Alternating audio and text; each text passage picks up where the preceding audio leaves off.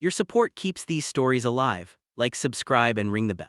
My name is Claire. I am 22 years old, and this story begins with a betrayal so deep that it changed the way I see my family forever. Ever since I was a child, my parents promised me that they were putting money aside for my college education. It was never presented as a luxury or a bonus. It was always spoken of as my future, my ticket to building a stable life. I grew up in a middle-class household where money was tight, but my mom loved repeating that she and dad were sacrificing vacations, new cars, and little luxuries so that I would one day walk across a university campus debt-free. For years, I believed that. I carried that belief like a torch, and it guided so many of my choices. I worked hard in school. I resisted the temptations of skipping homework or slacking off because I knew the safety net was there. It was not just money, it was trust. It was the assurance that my family truly cared about my future. Everything shattered last year. My older sister, Hannah, announced she was getting married. At first, I was genuinely happy for her. She'd always dreamed of a big romantic wedding. She and her fiancé, Michael, had been dating for years, and despite some rocky moments, they seemed genuinely in love. But as the planning began, the dream she painted quickly spiraled into something enormous. She didn't want a simple wedding at home or a modest ceremony in a local venue. No, Hannah wanted a destination wedding in the Caribbean with a week-long celebration in an all-inclusive resort. It was extravagant, flashy, and breathtakingly expensive. I remember thinking it was beautiful, in theory, but wildly unrealistic for our family's finances. Then came the first red flags. I overheard Mom on the phone late one night, whispering about expenses, about needing to move some things around. At the time, I brushed it off, assuming she meant dipping into savings or taking on a small loan. But soon, the pieces started clicking together in the worst possible way. 2 months before Hannah's wedding, I received my college acceptance letter. I was thrilled, and I ran downstairs to tell my parents, waving the letter like a trophy. But instead of the celebration I expected, Mom's smile was forced, almost pained. Dad hugged me, but there was something in his eyes I couldn't read. When I asked about paying the deposit and confirming my enrollment, Mom told me gently that we would talk about finances later. That later came the following week, and it hit me like a truck. I found Mom in the kitchen with a folder of bills and receipts. I asked about the college fund, the money I'd been promised since I was old enough to understand what college even was. She looked at me, hesitated, and then said the words that still echo in my head. "Claire, we used it for Hannah's wedding." For a moment, I thought I had misheard her. My brain simply refused to process what she had just confessed, but she repeated it, more firmly this time. The college fund, the one I had trusted for nearly 2 decades, was gone. Every single dollar had been poured into financing Hannah's dream destination wedding. I remember feeling physically sick. My hands trembled, and my stomach churned as though I had been poisoned. I demanded to know why. How they could possibly justify robbing me of my future to pay for a week of luxury for Hannah.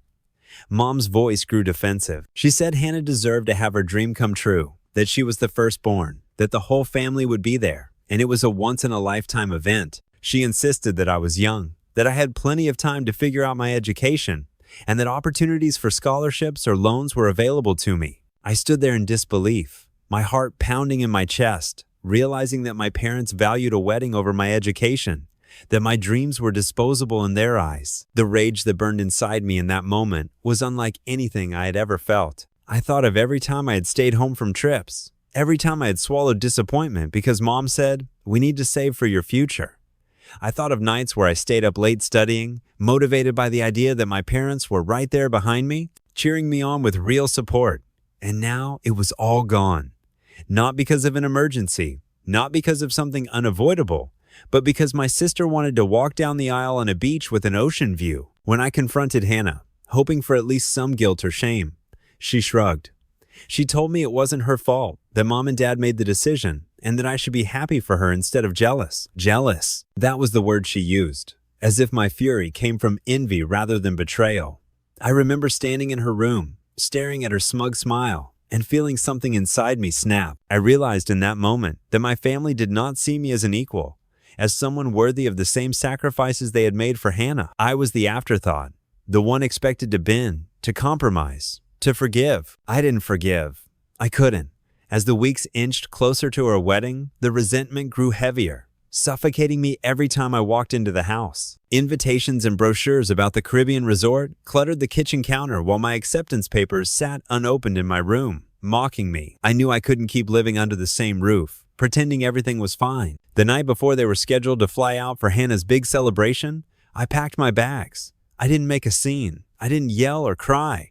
I simply left a note that said, "You chose her dream over my future. Don't expect me to be here when you get back." Walking out of that house was both the hardest and the most liberating thing I had ever done. The betrayal cut deep, but it also opened my eyes to the truth.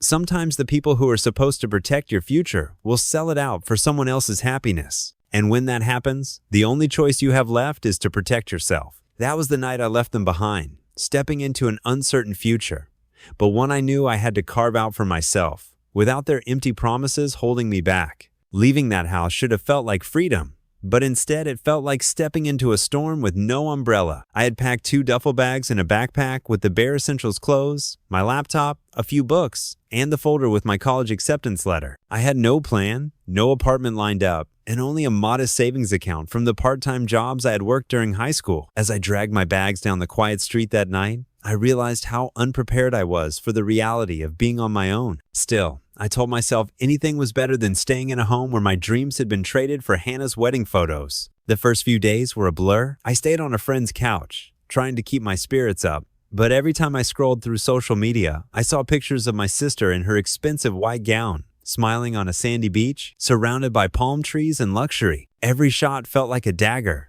There she was, basking in the glow of her dream wedding, while I was calculating how long my savings would last if I bought only the cheapest groceries. I wanted to hate her, to hate them all, but what burned me most was my mom's face in those pictures. She looked radiant, proud, as though funding Hannah's wedding had been the greatest achievement of her life. And in those smiles, I saw the confirmation of what I had already felt in my gut. I wasn't their priority. Reality hit harder when I went to the financial aid office at the college to explain my situation. I sat across from a counselor, clutching my acceptance papers, and told her through tears that the college fund my parents had promised me for years no longer existed. She looked at me with sympathy, but also with the blunt honesty I wasn't ready for. Scholarships, deadlines had passed. I could still apply for loans, but the amounts were staggering. And without my parents' financial support, the burden would be entirely mine. I walked out of that office with a knot in my chest, feeling like the life I had worked toward for so long was slipping through my fingers. Nights became the hardest. Lying awake on my friend's couch, listening to the hum of traffic outside, my mind replayed every argument, every broken promise. I thought of the times I had skipped hanging out with friends to study, the moments I had believed in the future my parents said they were building for me. And now, all of that discipline, all of that sacrifice had been thrown away on flower arrangements, beachfront rentals, and a designer dress. I could almost hear my mom's voice saying Hannah deserved it, that it was her moment. But what about my moment? Did I not deserve one? My relationship with my parents deteriorated quickly. They tried calling after they returned from the wedding, leaving messages that swung between guilt-tripping and defensive justifications. My mom's voice on the voicemail said things like, "Claire, you don't understand. It was the right thing to do for the family. And you'll find your way. You're strong. You don't need the money." My dad was quieter, almost ashamed, but he never contradicted her. He had gone along with it, which in my mind made him just as guilty. Hannah sent me a text once, a short and smug message that read, "Hope you'll come around eventually. It was my big day, and you'll have yours someday." I deleted it without replying. Mark, my friend whose couch I had been occupying, tried to help me see the positive side. He told me I was better off learning independence now rather than later, that I was proving to myself I could survive without handouts. But his words, though kind, couldn't erase the gnawing sense of betrayal that lived in my chest like a second heartbeat. Surviving wasn't the same as thriving. I wasn't asking for luxury or comfort. I had been promised a chance at education, a fair start in life, and that had been taken from me. As the weeks went by, I started picking up more shifts at a diner where I'd worked part-time. The greasy smell clung to my clothes. My feet ached after hours of running between tables, but the tips gave me enough to scrape by. I told myself every dollar I saved was one step closer to independence. Yet, every time a customer asked me about college or the future, I felt the shame creep up my neck, knowing I should have been registering for classes, not refilling coffee cups at midnight. The breaking point came when I ran into an old teacher from high school. She congratulated me on getting into college and asked how move-in preparations were going. I forced a smile and told her everything was fine, but when I turned the corner, I broke down in tears. I realized I was living a lie, pretending I still had the future I had worked for, when in truth it had been stolen from me by the very people who should have protected it. That night, lying awake, I made a decision. If my family could take away my future so easily, then I would build one myself, from scratch if I had to. I didn't know how, and I didn't know when, but I promised myself I would never again let them control my destiny. The anger that had once paralyzed me began to turn into fuel. If they thought I was disposable, I would prove them wrong by becoming someone they could never ignore. And that was the beginning of the real story. Not just the betrayal, but the fight to reclaim my future from the ashes my family had left behind. The more time passed, the more the distance between me and my family turned into an uncrossable canyon. At first, I thought maybe they would reach out sincerely, with real apologies and accountability. But instead, every message I received was laced with excuses, blame, or guilt trips. My mom in particular seemed determined to paint me as the villain. She told relatives that I had abandoned the family and refused to celebrate Hannah's happiness. People who had once praised me for being studious and ambitious now sent me cold messages about how selfish I was being.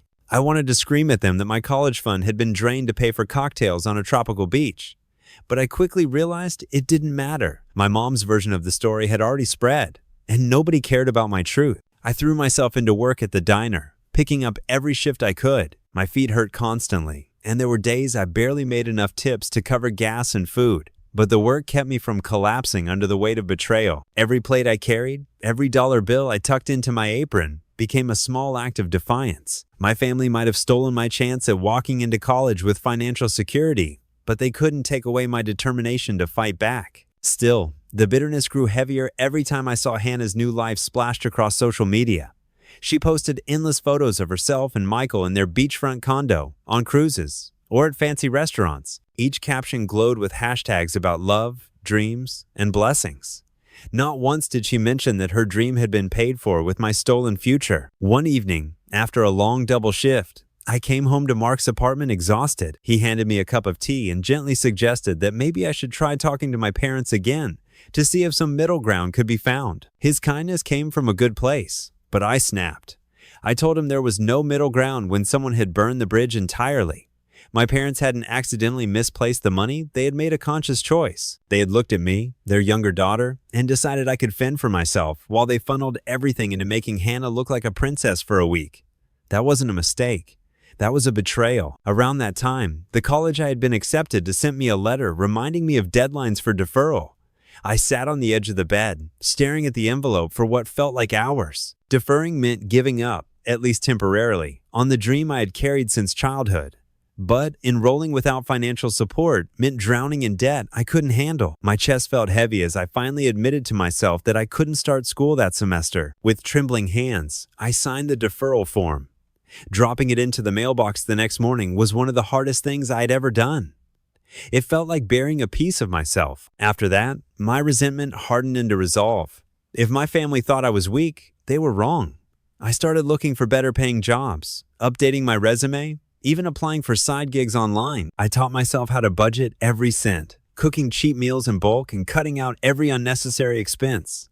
Slowly, I saved enough to rent a tiny studio apartment. It was barely larger than Hannah's walk-in closet, with peeling paint and a bathroom sink that leaked. But it was mine. The first night I slept there, on a mattress on the floor, I cried. Not from sadness, but from pride. I had done that without a penny from my parents, without a cent from the college fund that had been stolen. But independence didn't erase the pain. One Sunday afternoon, I ran into my aunt at the grocery store. She asked why I hadn't been at Hannah's post-wedding brunch, where the whole family had gathered to celebrate again. When I told her plainly that I wasn't invited, she frowned and said my mom had told everyone I was still sulking. That word hit me like a slap. Sulking, as though losing my education, my trust, and my financial foundation was nothing more than a childish tantrum. I left my card in the aisle and walked out, tears blinding me. Hating that my family had reduced my pain to a joke. It was around then that my dad finally called me privately. His voice was quiet, almost broken. He told me he was sorry, that he had wanted to fight harder for me. But Mom had insisted the money be used for Hannah. He admitted that he hadn't stood up for me because he hated conflict, and now he regretted it. For a moment, I almost softened, but then I remembered the image of him smiling in Hannah's wedding photos, standing proudly beside Mom, as though nothing was wrong. His silence had cost me everything, and an apology whispered months later couldn't undo that. I told him I couldn't forgive him. Not yet, maybe not ever. As the months rolled on, I began to realize the truth. The family I thought I had never really existed. It had been an illusion, built on the idea that we were equal in love and sacrifice. In reality, Hannah had always been the priority, the golden child, while I had been the backup plan, the one expected to bend. Losing my college fund had only revealed what had always been there, and while the realization cut deep, it also freed me. I no longer owed them loyalty, no longer owed them the benefit of the doubt. I told myself that one day I would find my way back to college, on my own terms. But more importantly, I told myself that I would never again let my family define my worth. They had chosen Hannah's happiness over my future. Now I would choose myself, even if it meant walking alone. As the seasons changed, so did I.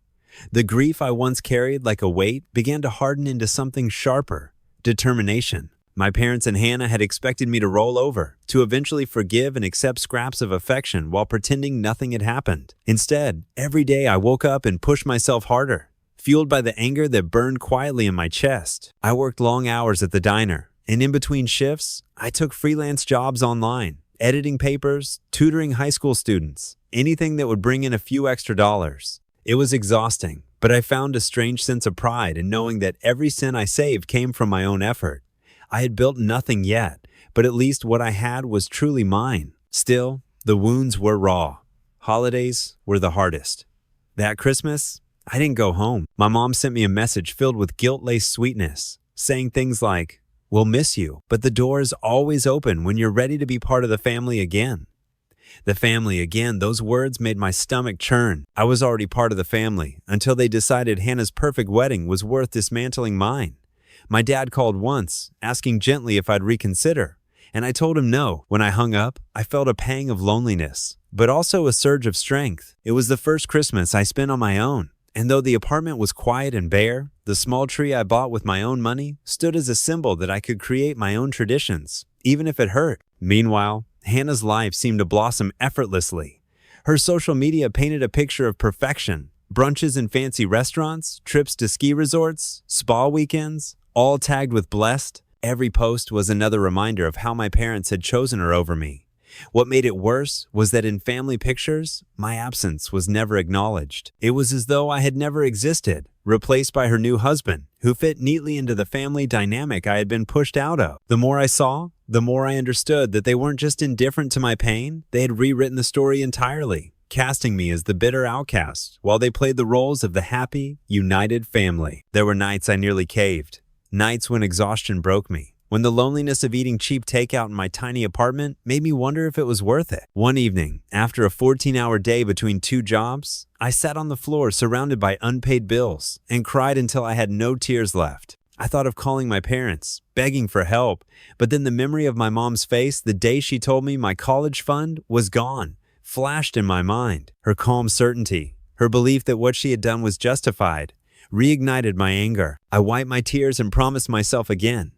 I would rather starve than crawl back. The turning point came unexpectedly. At the diner, I often chatted with regulars, and one of them, an older man named Richard, noticed how tired I looked. When I told him I was saving for college after losing my fund, he asked me what I wanted to study. I admitted that I had always dreamed of majoring in business and maybe one day opening my own company. He gave me a thoughtful smile and told me about a scholarship program his foundation offered for students who had faced hardship. At first, I didn't believe him, but he encouraged me to apply. I spent hours writing an essay about resilience, about how betrayal from those closest to me had forced me to grow up faster than I wanted. I submitted it with no real hope, but weeks later, I received an email that made me collapse onto my bed in disbelief. I had been awarded a scholarship that covered a significant portion of tuition. For the first time in months, I felt like the universe was giving me a chance. When I told my parents about the scholarship, hoping maybe they would finally express pride, the reaction was colder than I expected. My mom said, "Well, see, everything worked out anyway," as if my suffering had been irrelevant, as if her decision to fund Hannah's wedding hadn't left scars. My dad congratulated me quietly, but his voice carried the weight of guilt. Hannah didn't even mention it, though I knew she had seen my post about it. Their silence spoke louder than words. They would never admit they had wronged me. That realization solidified something in me. I no longer craved their approval. For years, I had lived on the promise that their sacrifices were for me, that I mattered. But now I knew the truth. Their sacrifices had limits, and those limits ended the moment Hannah wanted something glittery. They had chosen her once, and they would choose her again. I could not change that, but I could change my own path. I could carve a future that belonged only to me, built not on empty promises, but on grit and resilience. From that point forward, every hour I worked, every class I prepared to take, every late night spent budgeting or writing applications carried new meaning. I was no longer just surviving, I was building. My family might never cheer for me. They might never stand in an auditorium clapping when I walked across a stage, but I would clap for myself. And in the quiet of my apartment, with no one to applaud but me, I finally began to feel something I hadn't felt in a long time.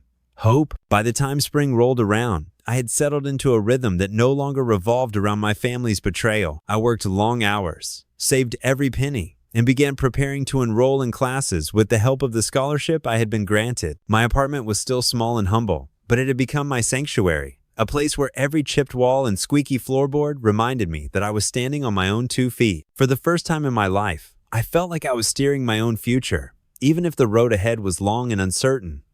But the shadow of my family still lingered. They reached out occasionally, not with apologies, but with manipulative messages wrapped in sugary words. My mom continued to insist that what she had done was for the good of the family, and that I was being dramatic by holding on to resentment. My dad's calls were softer, filled with attempts at small talk, but he never truly confronted what had happened. And Hannah? She lived her life as though nothing had ever happened, posting glamorous photos of vacations, brunches, and her so-called perfect marriage. Sometimes I wondered if she ever thought of me, of what her dream wedding had cost, but her silence answered that question well enough. The final break came when I ran into them by accident. It was at a grocery store, on a Saturday afternoon. I was picking up some cheap groceries when I heard familiar voices near the wine aisle. I froze when I saw my mom, dad, and Hannah all laughing together as if the world had never fractured. For a moment, I thought about turning and walking away, but something in me refused to shrink back anymore. I walked straight toward them, my cart rattling over the tiles. They fell silent when they saw me. My mom's smile faltered. My dad shifted uncomfortably, and Hannah smirked in that infuriating way she always did when she felt she had won. She asked casually if I was still mad about the wedding, as if it had been some childish squabble, as if draining my future had been nothing more than a silly argument. I stared at her, and for the first time, I felt no urge to scream or cry. Instead, my voice was calm, steady, almost cold. I told her that yes, I was mad enough that I no longer considered them my family. I told them that while they had celebrated her vows on a beach paid for with my college fund, I had been scraping floors, serving strangers, and clawing my way back into the future they had stolen. I told them that one day I would graduate, not because of them, but in spite of them, and that they would have to live with the knowledge that they had chosen centerpieces and champagne over my education. The silence that followed was suffocating. My mom's eyes filled with tears, but I felt nothing. My dad reached out as if to touch my arm, but I stepped back. Hannah rolled her eyes and muttered that I was always so dramatic, but her voice wavered just enough to tell me that my words had cut her. I turned, pushed my cart forward, and walked away without looking back. For the first time in years, I felt like the one holding the power. Since that day, contact has dwindled to almost nothing. They no longer send me invitations to family gatherings, no longer pretend to include me in holiday plans. And that's fine, because I have built something stronger than their approval. I have built resilience. I still carry scars. Yes, there are nights when the anger resurfaces, when I imagine what life might have been if my fund had remained intact, when I wonder how different things would feel if my family had chosen me just once. But then I remind myself that I am no longer defined by what they took. I am defined by what I created in its place. I look at my scholarship papers pinned above my desk, my savings account slowly growing, and my class schedule for the next semester. These are mine, not gifts, not handouts, not promises broken and repackaged as sacrifices. Mine. One day, when I walk across that stage to receive my degree, I won't be scanning the crowd for their faces. I will be walking for myself, for every sleepless night, every tear shed in loneliness, every ounce of strength it took to stand up and walk away. My mom used my college fund to pay for my sister's destination wedding, and in doing so, she thought she had chained me to bitterness and loss. But what she really did was force me to find my own strength. I left them behind. And though the wound may never fully heal, I now know something I didn't before. Sometimes the family you're born into will betray you, but the life you build afterward is what truly belongs to you.